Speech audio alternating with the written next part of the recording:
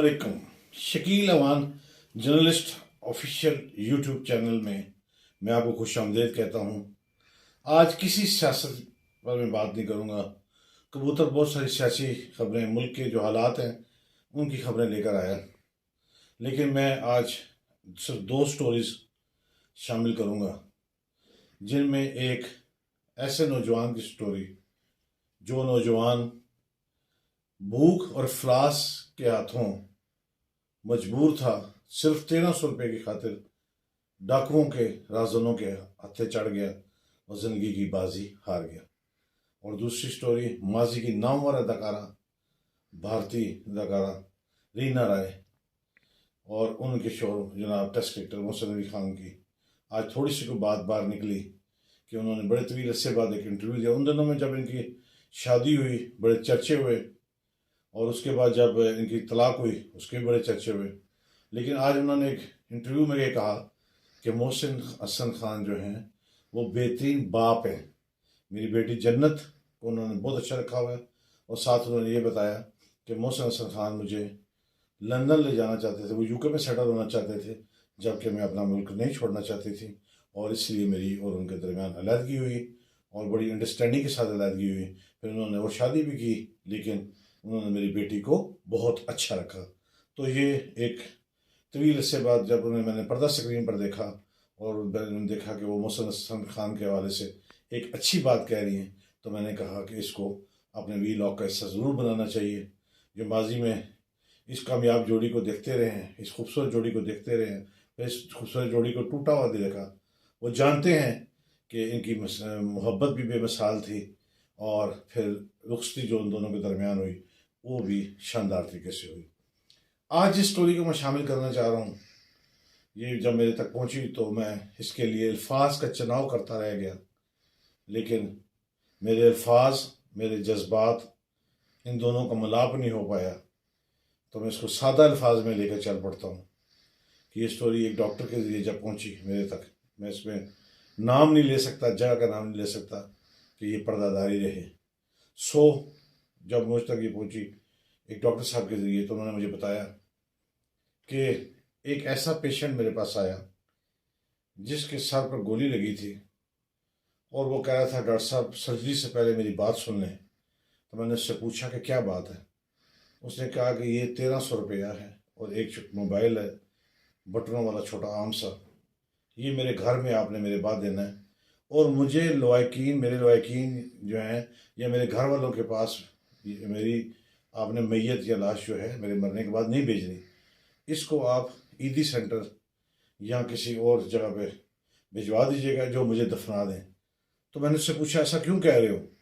उसने कहा कि मेरी जवान, तकरीबन जवान बहनें, 4 बहनें मेरी घर हैं, मेरी माँ बेवा है और मेरे वालिद साहब की डेथ हो चुकी है, और मैं मजदूरी के लिए 3 दिन से सड़कें नाप रहा हूँ और मुझे मजदूरी नहीं मिली। मेरी बहनें 2 दिन से भूखी हैं। आज दिन को जब मुझे सुबह जब मुझे मजदूरी मिली तो उसकी मजदूरी के मुझे 1300 रुपया मिला। जब वो 1300 रुपया लेकर जब मैं घर की तरफ आ रहा था तो रास्ते में मुझे डाकू पड़ गए। मैंने मोबाइल तो पकड़ा दिया, मैंने कहा पैसे भी निकालो। मैं पैसे बचाना चाहता था क्योंकि मेरे घर में मेरी बहनें 2 दिन से भूखी थी। तो मैंने जब अपना बचाव के लिए उनके साथ मजामत की तो उन्होंने आओ देखा ना ताओ देखा। उन्होंने नहीं देखा कि ये 1300 रुपये किसी की ज़िंदगी बचा सकते हैं। उन्होंने मेरी ज़िंदगी की कोई कीमत नहीं डाली और मुझे एकदम फायर मार के भाग गए। मोबाइल भी उन्होंने छोड़ दिया, वो पैसे भी छोड़ दिए। उन्होंने कहा ये क्या पैसे हैं, और मुझे फिर एम्बुलेंस में डाल के डॉक्टर के लिए आए। अब मेरी कब्र के लिए और मेरे कफन के लिए मेरे बहनों के पास पैसे नहीं हैं, मेरे बेवा माँ के पास पैसे नहीं हैं। तो आप मुझे ईदी सेंटर के हवाले कीजिएगा, वो मुझे वहाँ पर आम समय के दफना देंगे। तो मेरे पैसे और ये चीज़ें, ये मेरा एड्रेस है, अगर आपने मुनासिब समझा तो भिजवा दीजिएगा, और अगर कोई हालात ऐसे हुए तो मुझे बता दीजिएगा कि मैं फोत हो गया हूँ। अदरवाइज़ कहिएगा ये मुल्क से बाहर चला गया और ये चीज़ें छोड़ गया था। कितनी दर्दनाक कहानी है। हम किस मुआशरे का हिस्सा हैं। एक तरफ डाकू जो सड़कों पर जिस जिस बंदे को लूटते हैं उन्हें अंदाज़ा नहीं होता कि किसकी क्या कहानी है। जिसके पास जो पैसे बरामद हो रहे हैं, कुछ चीज़ बरामद, उसके पीछे भी कितनी दर्दनाक स्टोरी होगी। वो बेचारा कहाँ से लेकर आया होगा, कहाँ लेके जा रहा होगा। मारने वाला भी इस तरफ नहीं देखता, ना सोचता है। इन दरिंदों को दर्द इबरतनाक इनको पकड़ के सजा देनी चाहिए, चौराहों में लटकाया जाए, सरेआम फांसियाँ दी जाएं, ताकि ये लूटने वाले इस तरफ ध्यान ही न दे सकें। और एक 4 बहनों का अकलौता भाई जो भूखी बहनें घर बैठी थी, इस तरह 1300 रुपये में मार ना जाए। और दूसरी तरफ जब मुझे मेरा कबूतर खबर लेके आया कि एक सूबे के डिप्टी कमिश्नर, चलो सूबे का नाम तो ले, सिंध के एक डिप्टी कमिश्नर के घर से करोड़ों रुपए और 500 तोले सोना उसके घर से बरामद हुआ, जबकि उसकी तनख्वाह 2.25 लाख रुपए के करीब थी। उसके पास ये पैसा कहाँ से आया, कोई समझ नहीं। इतना मुआशरा हमारा अप एंड डाउन का शिकार है। ये किसी खूनी इनकलाब का तो इशारा नहीं है कि एक 1.25 लाख रुपए लेने वाले सरकारी मुलाजिम के घर से अरबों रुपए सोने समेत आप निकालें तो वो निकलें, और एक घर से भूख और इफलास निकले, और वो सड़कों और चौराहों पर दरिंदों के हाथों, इन लुटेरों के हाथों, इन डाकुओं के हाथों, राहजनों के हाथों गोली खाकर अपने वापसी में अपनी लाश भी अपने घर न भिजवा सके और लावारसों में दफनाने की ख्वाहिश करें। क्यों कि उसके पास ना कफन के पैसे हैं और ना ही उसके पास कब्र के पैसे हैं। खुदारा हुक्मरानों, इस जानिब देखो, फिर ये वक्त हाथ नहीं आने लगा। इस मुल्क में जो कुछ हो रहा है, अगर आप दीन के मुताबिक देखें, हमारे इस्लाम की तारीख में देखें, तो छोटी छोटी बातों पे कौमें तबाह हो गई, अल्लाह का अजाब आ गया। और हम अल्लाह के किस बड़े अजाब को दावत दे रहे हैं।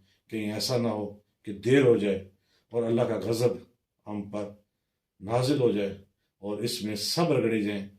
क्यों कि ऊँटनी का वाक़ा था, आपको पता होगा कि ना बताने वालों के को भी अंजाम में गर्क होना पड़ा। तो मैं कम से कम अपने वीलाग में इस बात को शामिल करके ये अजर ज़रूर लेने की कोशिश करूँगा कि मैंने आवाज़ उठाई थी, मैंने ये बात हुक्मरानों तक पहुँचाने की कोशिश की थी। इस मुआशरे में बैठे हुए भेड़ियों को उनके दरिंदगी से बचने के लिए एक लेसन, एक सबक दिया था, कहा था, बोला था, बात की थी। लेकिन मैंने अपना हिस्सा अदा कर दिया, आप भी अपना हिस्सा अदा करें। जो मैं हमेशा की तरह कहता हूँ, जो मेरे वीलॉग का हिस्सा है पहले दिन से, कि जहाँ आप अपना और अपने प्यारों का ख्याल रखते हैं, इर्द गिर्द के मुस्तकीन का भी ख्याल रखें। अगर जिस लड़के की मैंने आपको ये सारी अपना बताई, ये सारी कहानी, अगर उसके इर्द गिर्द वाले उसका ख्याल रखते होते तो यकीनन आज ये सानिया पेश ना आता। बात अच्छी लगे, खबर अच्छी लगे, समझ आए तो मेरे चैनल को सब्सक्राइब कीजिएगा, शेयर कीजिएगा, लाइक कीजिएगा, कमेंट्स कीजिएगा, मुझे इंतज़ार रहेगा। कल इंशाल्लाह नई बात, नई खबर के साथ हाज़िरी होगी। आज मेरी आवाज़ और मेरे रूम में खासा दर्दनाक किस्म का डिस्टेंस है, वो बात शायद मैं कर पा रहा हूँ या नहीं कर पा रहा। इजाज़त दीजिए, अल्लाह हाफिज़।